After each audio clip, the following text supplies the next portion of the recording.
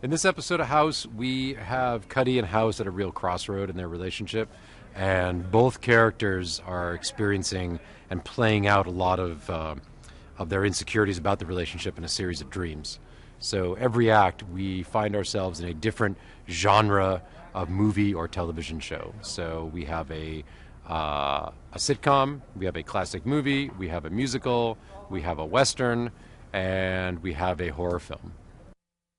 House's dreams will reflect more of his fear as to what Cuddy's going through in this episode.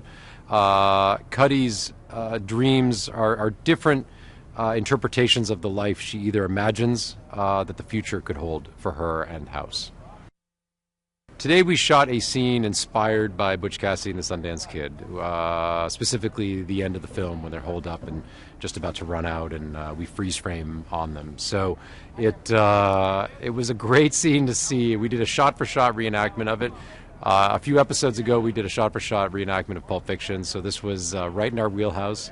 And it was great to be able to take that inspiration and to translate it in a very Houseian way. So I think if anybody's looking at it and remembers the film, they'll appreciate what we were going for today. The important thing to know about the scenes that we're doing, these dream sequences, that they're not there just to be cute. They all are pushing the story forward. They're pushing the narrative forward. They're telling us something about what the characters are going through. There is a lot of hidden subtext and meaning that's happening, and we get to see in a very visual and entertaining way what it is that they're really happening in their mind, and it's a great way to represent it. But each time we're seeing it, they are very important to the story. We just chose these different genres just to keep it mixed up.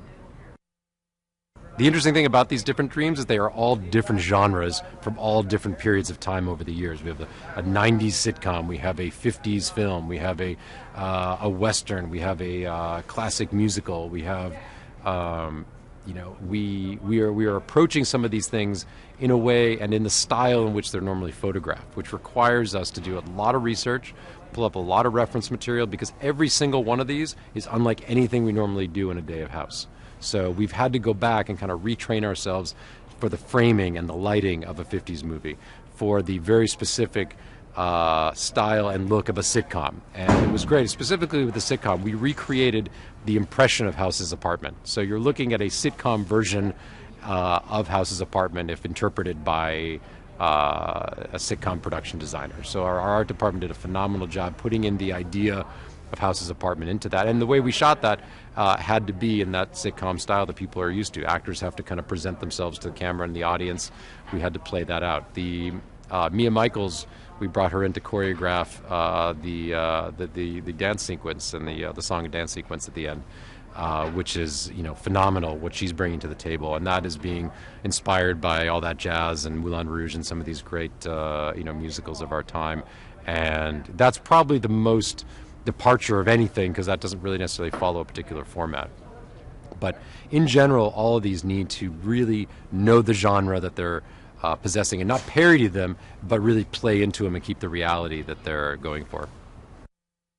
Heading into my 100th hour of television, which is a real accomplishment for me, having remember starting out and being hungry for my first TV gig, which was for Fox's America's Most Wanted. So it was great to kind of see going from reenactments to that to now reenactments of these dream sequences. And in fact, every single one of these dreams follow a genre that I've never worked in before. So interestingly, everything is kind of colliding at a crossroads here on my 100th hour.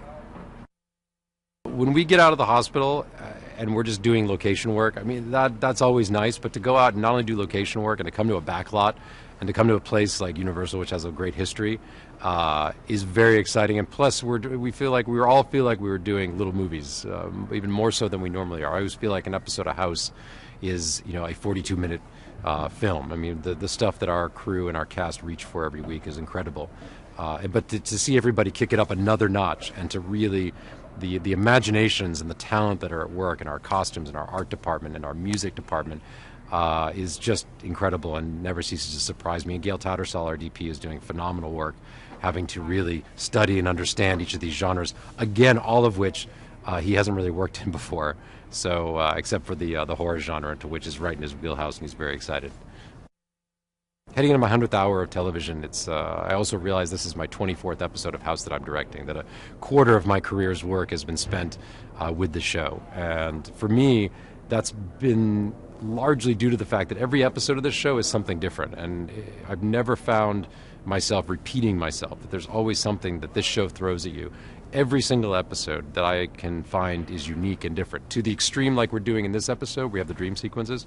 To the bus episode that I won the Emmy for, House's Head, which was completely unique. The episode that we just finished, the Tommy ran, episode 12, in the classroom where House is teaching the fifth graders at career day, and we're going back and forth between what it was an imagined truth and a real truth. A lot of shows don't have that vocabulary to show those kinds of stories, and David Shore and Katie really have brought together those elements and really created a show that we can house unique talent and be able to do new things every week. So for me, each of these episodes have stuck out for different reasons. Going back to my very first episode, which was episode 5, which was the Christmas episode for season, to this episode that we're doing now. It's been an incredible journey, and I'm glad that House has been such a big part of that.